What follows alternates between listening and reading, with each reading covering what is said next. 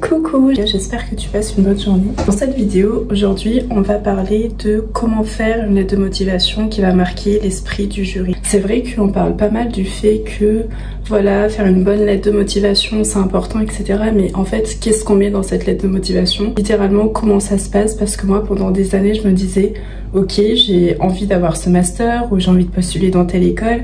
Et ils disaient, oui, la lettre de motivation, c'est vraiment un élément clé.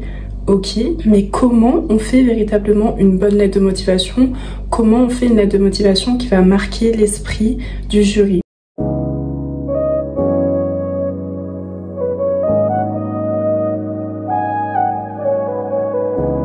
Au début, je faisais des lettres de motivation un petit peu bateau, entre guillemets. J'allais dire, voilà, votre école est prestigieuse, donc je souhaite l'intégrer parce qu'elle dispose de telle chose. Et comme je souhaite faire ça, ça va m'aider à atteindre tel objectif. Et donc, ça facilitera mon parcours.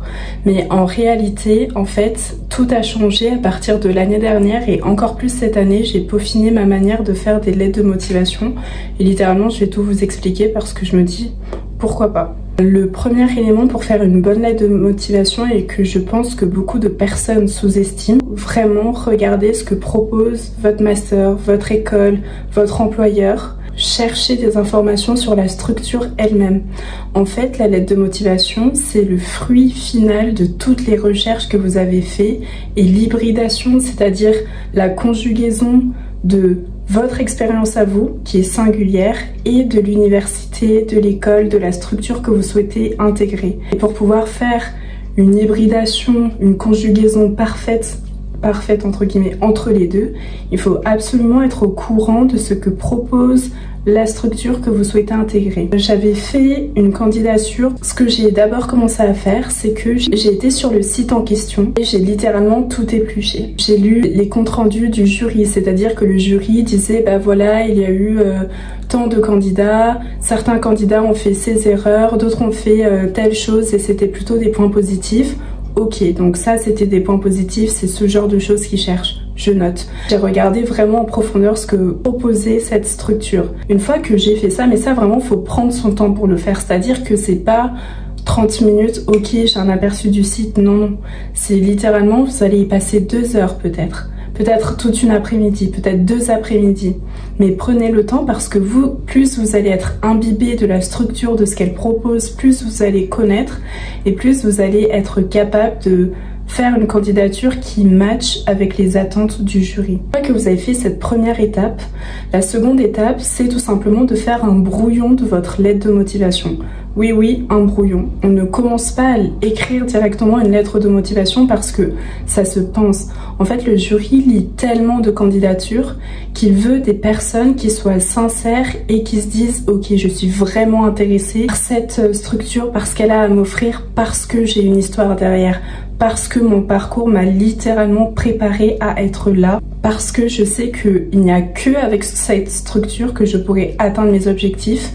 Mais en fait, ce que veut le jury, c'est pas non seulement que vous leur disiez vos objectifs à vous, mais également comment vous allez contribuer à la structure. Dans une autre vidéo, on parle de comment choisir son université quand on va à l'étranger, et dans la vidéo dans laquelle je parle de pourquoi j'ai créé cette chaîne, j'explique tout simplement que les universités, les structures ont leur propre dynamique, ont leur propre mode de fonctionnement. Ça, c'est des éléments qu'on ne peut pas oublier en fait. Le jury représente la structure. Quel intérêt à l'école de vous accepter? Vous devez démontrer que j'ai toutes les compétences et c'est parce que je vais apporter telle chose. Vous voyez ce que je veux dire?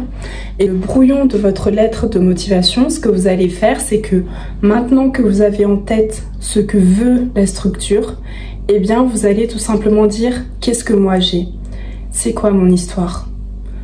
Quel élément personnel, extra-universitaire, professionnel j'ai et qui ont contribué à façonner mon identité? Qu'est-ce qui a marqué ma vie? Qu'est-ce qui a marqué ma carrière? Qu'est-ce qui a marqué mes études? Ça, c'est des éléments que vous allez poser sur votre brouillon parce que comme vous avez déjà ce que cherche la structure en tête, vous allez être capable là de dire ok, je vois que telle partie de ma vie matche bien avec l'esprit de l'université, avec l'esprit du master, avec l'esprit de cette entreprise et poser tout ça sur le brouillon. Et il faut savoir aussi qu'il ne faut pas mettre que en avant justement vos expériences professionnelles. Vos expériences professionnelles sont notamment mises en avant dans votre CV. La lettre de motivation, c'est véritablement un espace qui est forgé pour qu'on comprenne qui vous êtes. C'est-à-dire que là, s'il y a des éléments pertinents de votre vie qui ne rentrent pas dans la case diplôme, implication associative, c'est le moment de le mettre. Typiquement, dans mon ancienne vidéo, je vous expliquais que j'ai créé ma marque de carnet qui s'appelle Study Journals et qui aide justement les étudiants à mieux naviguer dans le supérieur sans être déprimés, sans stresser, de façon sereine en fait. Si je postule à un master qui est lié au droit de la propriété intellectuelle, je vais dire j'ai créé ma marque de carnet, j'ai dû faire des démarches pour connaître les éléments relatifs à la propriété intellectuelle pour protéger mon œuvre. Et du coup, en ce sens, j'ai déjà commencé à m'initier à cette discipline. Créer en fait un lien entre quelque chose que vous avez vécu, expérimenté, dites ce que vous en avez tiré et vous mettez ça en lien avec la structure. Étape importante, le brouillon, parce que ça va être littéralement la colonne vertébrale. Là, vous n'avez pas besoin de rédiger très bien, vous pouvez juste poser vos idées. Et ensuite, ce que vous allez faire, c'est que vous allez commencer à rédiger la lettre de motivation en fonction des idées que vous avez mises. En fait, il faut être très clair aussi. Il faut être très clair et assez direct parce que le jury veut comprendre qui vous êtes en quelques mots.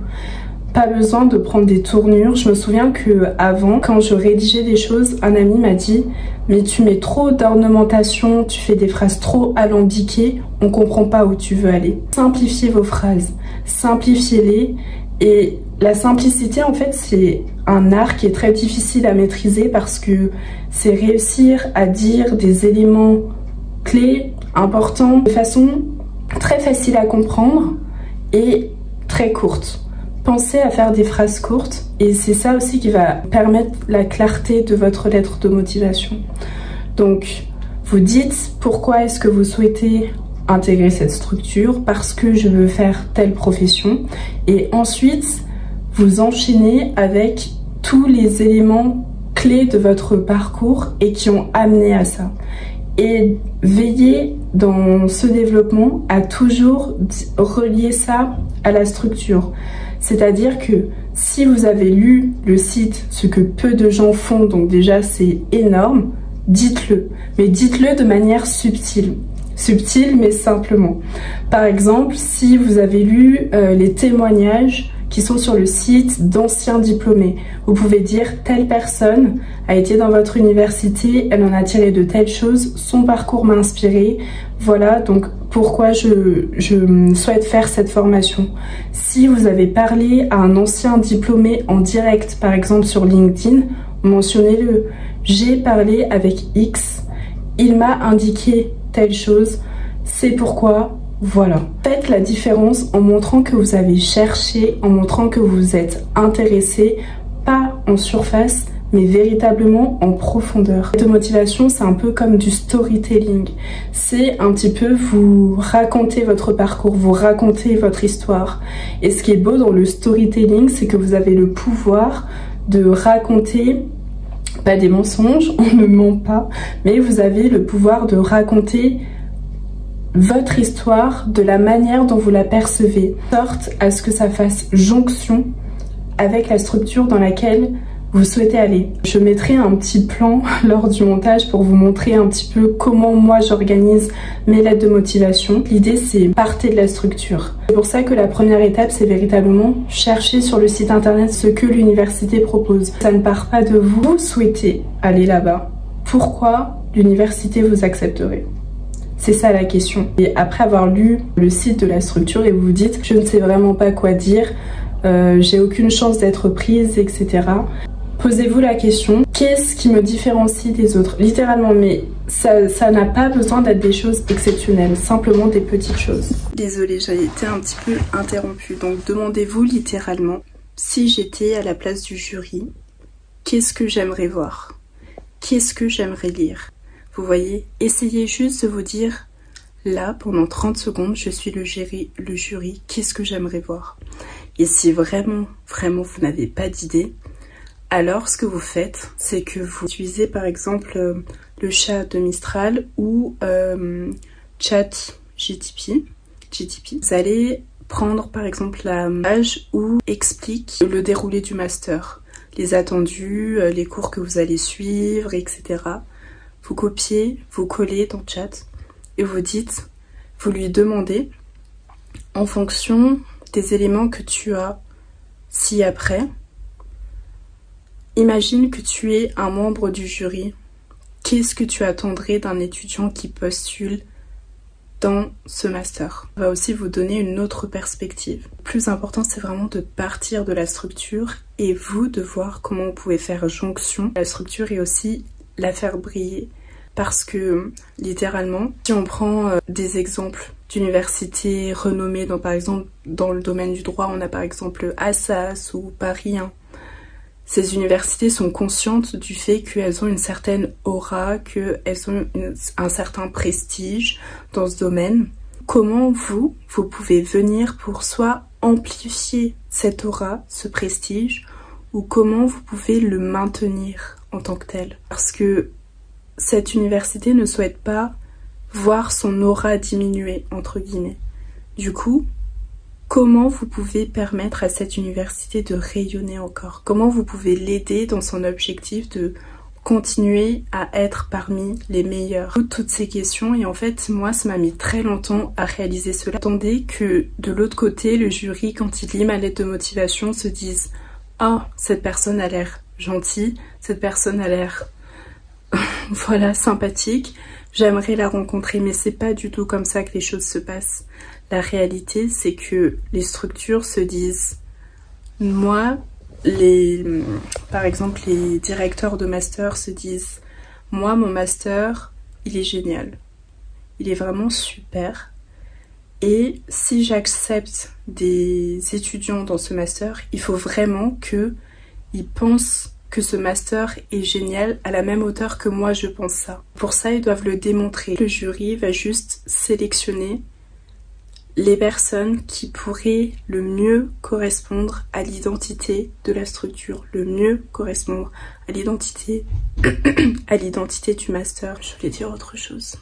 Et en fait, il faut absolument pas se vexer ou se braquer en disant mais c'est pas juste, parce qu'en fait, vous avez toujours quelque chose à montrer, vous avez toujours des éléments à valoriser.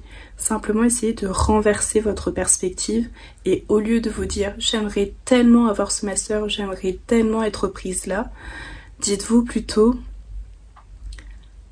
qu'est-ce qui ferait que le jury me prend? Pourquoi le jury devrait me choisir moi? Qu'est-ce qui témoigne que je veux vraiment intégrer cette formation? Vous voyez, ça change rien au fait que vous voulez trop faire cette formation, ça change rien au fait que vous avez trop envie de faire cette formation.